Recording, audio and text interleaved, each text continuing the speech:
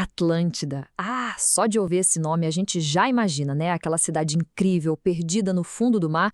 Bom, hoje a gente vai mergulhar a fundo nessa que é, sem dúvida, uma das lendas mais fascinantes de todos os tempos. A ideia aqui é tentar separar o que é mito do que pode ser realidade. É exatamente essa imagem que vem na cabeça, não é? Um império super avançado, uma catástrofe terrível e, de repente, puf, uma civilização inteira engolida pelo oceano. É um mistério que, olha, fascina a gente há séculos. Uma história que mistura poder, orgulho, arrogância e, claro, uma destruição total. Pois é, o continente perdido mais famoso da história. Mas para a gente entender por que essa história nos pega tanto, a gente precisa fazer um trabalho de detetive, sabe? Voltar lá no comecinho de tudo. De onde, afinal de contas, saiu essa lenda tão incrível. Ok, então vamos lá. Preparados? Porque a primeira peça desse quebra-cabeça já é surpreendente.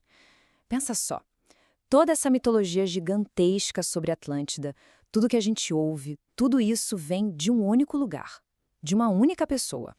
É isso mesmo. As únicas fontes originais, os únicos textos antigos que falam sobre Atlântida, são dois diálogos escritos por ninguém menos que o filósofo grego Platão, lá por volta de 360 a.C.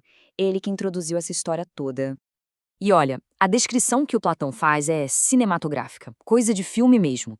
Ele fala de Atlântida como uma potência naval gigantesca, localizada além das colunas de Hércules. Uma ilha imensa, maior que a Líbia e a Ásia da época juntas.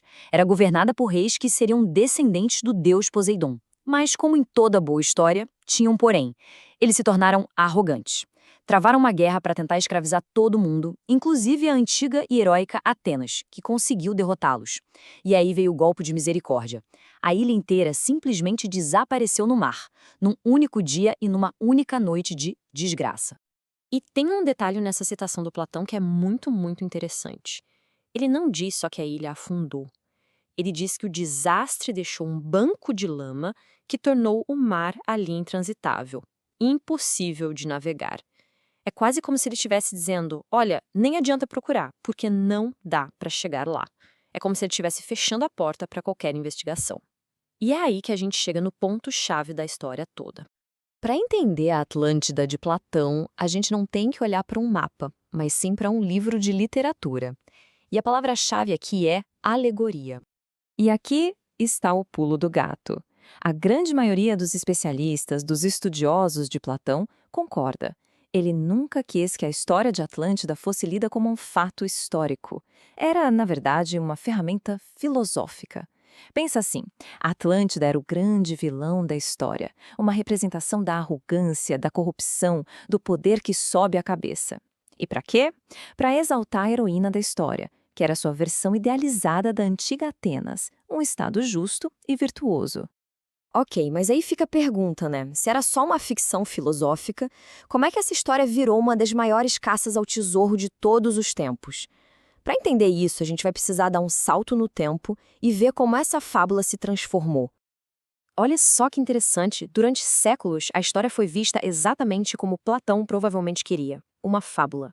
O próprio Aristóteles, que foi aluno de Platão, meio que descartou a história como uma invenção do mestre. Mas, reparem no salto no tempo nesse slide.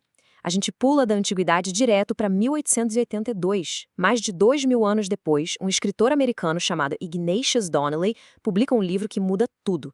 Ele basicamente reacende essa chama, mas com uma nova ideia. Atlântida não era uma fábula, era real, e mais, era a civilização mãe de onde todas as outras culturas antigas teriam vindo. E essa comparação aqui mostra perfeitamente a transformação. O que na mão de Platão era uma fábula, um alerta moral sobre a arrogância do poder, virou no mito moderno um sonho. O sonho de uma utopia perdida, uma era de ouro da humanidade, um lugar com tecnologia avançada que está só esperando para ser redescoberto. A narrativa original foi totalmente virada de cabeça para baixo. E a partir daí, com essa ideia de uma Atlântida real na cabeça de todo mundo, a caça começou de verdade. E olha, já procuraram esse continente perdido em praticamente todos os cantos do planeta. Essa busca global gerou teorias muito interessantes. Talvez a que tenha um pezinho mais fincado na realidade seja a de Santorini, na Grécia. Lá existiu a civilização minoica, que foi praticamente varrida do mapa por uma erupção vulcânica gigantesca. Muitos acreditam que esse desastre real pode ter sido a inspiração para a parte do cataclismo na história de Platão. Outras ideias são mais, digamos, especulativas. Já falaram da Andaluzia, na Espanha, por causa de imagens de satélite que parecem mostrar uma cidade antiga nos pântanos. E, claro, os Açores, no meio do Atlântico, que bate com a localização geral além dos pilares de Hércules. O problema é que a geologia da região não bate com a história. No fim, cada teoria tenta montar o quebra-cabeça, mas, até hoje, nenhuma foi provada. Mas sendo real ou não, uma coisa é inegável. O poder que essa lenda tem sobre a nossa imaginação é imenso. E aí vem a pergunta: por quê? Por que essa história continua nos fascinando tanto, mesmo depois de tantos séculos? A resposta, eu acho, está na versatilidade desse mito. Atlântida virou uma espécie de tela em branco, onde a gente projeta tudo aquilo que a gente deseja e tudo aquilo que a gente teme.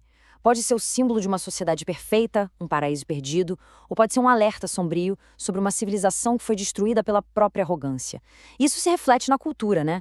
A gente vê a ideia de Atlântida inspirando livros sobre utopias, ela aparece em clássicos da aventura como em 20 Mil Léguas Submarinas, do Júlio Verne, e claro, está em todo lugar na mídia hoje, em filmes, quadrinhos, jogos. No final das contas, a lenda se mostrou muito mais forte e duradoura do que a intenção original de Platão. Então, no fim das contas, essa busca incansável por Atlântida talvez não seja sobre encontrar um continente perdido no fundo do mar. Talvez a busca seja muito mais sobre nós mesmos, sobre as nossas esperanças de um mundo melhor, de uma utopia, e ao mesmo tempo sobre o nosso medo profundo de que, assim como os Atlantes da história, a gente possa acabar perdendo tudo por causa da nossa própria arrogância. É uma reflexão que essa lenda milenar continua nos provocando. E com essa provocação, a gente encerra a nossa análise de hoje. Valeu pela companhia nessa jornada.